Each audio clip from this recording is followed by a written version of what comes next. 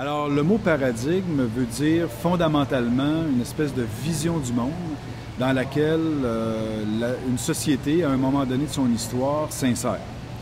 Et actuellement, la littérature nous enseigne que le paradigme dominant de notre société est un paradigme à caractère très économiste qui gouverne nos valeurs, qui gouverne nos grandes finalités comme société. Bien, il nous montre aussi beaucoup de faiblesses, il nous montre des contradictions, il nous montre des problèmes importants, ce qui fait qu'aujourd'hui, nous sommes dans une logique de changement de paradigme. Alors, un changement de paradigme, bien, c'est ni plus ni moins une forme de révolution, je dirais, où on a maintenant à regarder le monde, à regarder l'humanité d'une façon différente. La question qui se pose, est-ce que la coopération peut être un modèle qui pourrait nous permettre aujourd'hui et demain de construire un monde différent, voire un monde meilleur? Dans l'organisation de nos sociétés, pour l'instant, c'est particulièrement complexe.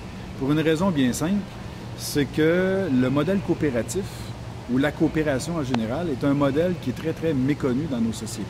Curieusement, il existe depuis 150 ans. C'est un modèle qui s'est inséré dans toutes les activités économiques, un peu partout d'ailleurs sur la planète.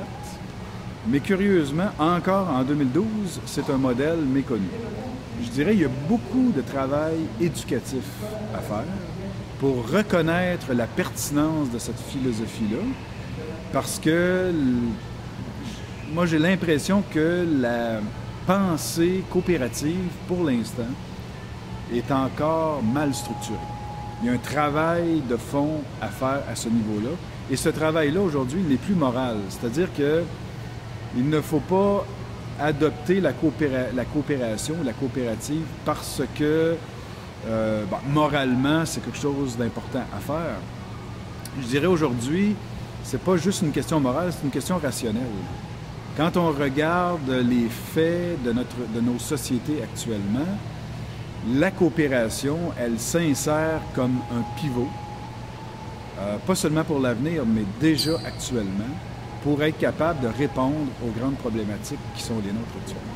Bref, la coopération, aujourd'hui, est en train de devenir un objet d'étude en soi qui s'incarne, évidemment, sous l'angle entrepreneurial à l'intérieur d'une coopérative et qui est en train, peu à peu, je pense, de nous enseigner que l'avenir du monde aujourd'hui, sur une planète avec 7 milliards et plus, dans une logique de développement durable, ça ne pourra pas se faire s'il n'y a pas de la coopération entre les humains. Alors, si les coopérateurs et les coopératrices insérés dans une entreprise économique, mais aussi sociale, pouvaient réaliser qu'à l'image de ce qu'ils font dans l'entreprise, on serait aussi en mesure de développer un projet social à caractère plus coopératif pour faire un espèce de contrepoids à ce que nous vivons aujourd'hui, bien, ma foi, on aura fait déjà un pas, je pense, important.